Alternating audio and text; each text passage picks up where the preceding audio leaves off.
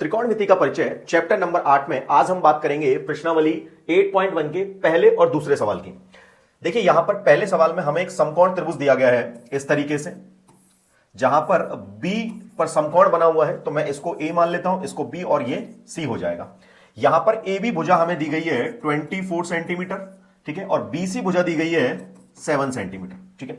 तो तीसरी भुजा हम पाइथागोरस थ्योरम से निकाल लेंगे, ठीक है। तो यहां पर आप देखिए AC का स्क्वायर हो जाएगा AB का स्क्वायर प्लस BC का, ठीक है, स्क्वायर। तो यहां पर AB की वैल्यू हमें दे रखी है 24, तो 24 का स्क्वायर कर दिया मैंने। ये BC है 7 का स्क्वायर, ये हो गया 576 और ये हो गया 49, ठीक है। तो ये AC का स्क्वायर, तो AC हमें यहां से मिल गया under the root 6 to 5 is equal to 25, ठीक है। तो यहां से तीसरी भुजा आ गई हमारी 25। अब हमें साइन A निकालना है, ठीक है, साइन A का मान निकालना है।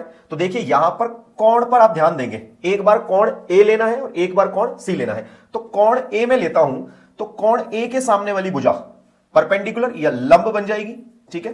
तो साइन A आप निकालेंगे तो साइन A में आप देखिए ये लंब हो गया, तो लंब बनेगा हमारा BC और कर्ण AC है। तो BC की वैल्यू हो गई 7 और AC बन गया 25, ठीक है। इसी तरीके से आप cos A निकालेंगे तो A एंगल के लिए आधार AB और लंब AC, तो AB का मान हो गया 24 और AC का हो गया 25, ठीक है। अब यहां पर साइन C की बात करेंगे तो इस बार हमें कोण लेना है ये, तो इसके सामने वाली भुजा, ठीक है, एंगल जो भी ले रहे हैं, जो भी कोण हम ले रहे हैं उसके सामने वाली भुजा को हम लंब बोलते हैं। तो साइन C आप निकालेंगे तो यहां पर लंब बनेगा AB, ठीक है, और कर्ण ये AC, तो यहां पर हो जाएगा 24/25। इसी तरीके से cos C भी निकाल देंगे। cos C आप निकालोगे तो ये एंगल है, तो आधार हो गया हमारा BC और ये कर्ण चल रहा है AC, तो BC का मान 7 और ये 25, ठीक है। अब यहां पर दूसरे क्वेश्चन में आप देखिए यहां पर tan P और cot R का डिफरेंस या अंतर हमें लेना है।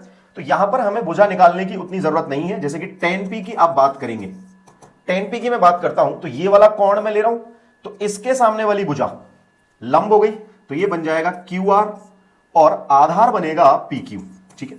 इसी तरीके से आप cot R की बात करोगे तो इस बार मैं कोण ले रहा हूं R, तो इसके सामने वाली भुजा लंब बनेगी, ठीक है। तो ये बन गया QP, पहले आधार आएगा, cot होता है आधार बटा लंब, तो QR, ठीक है, और ये जो है ये लंब है, तो ये बन गया हमारे पास QP।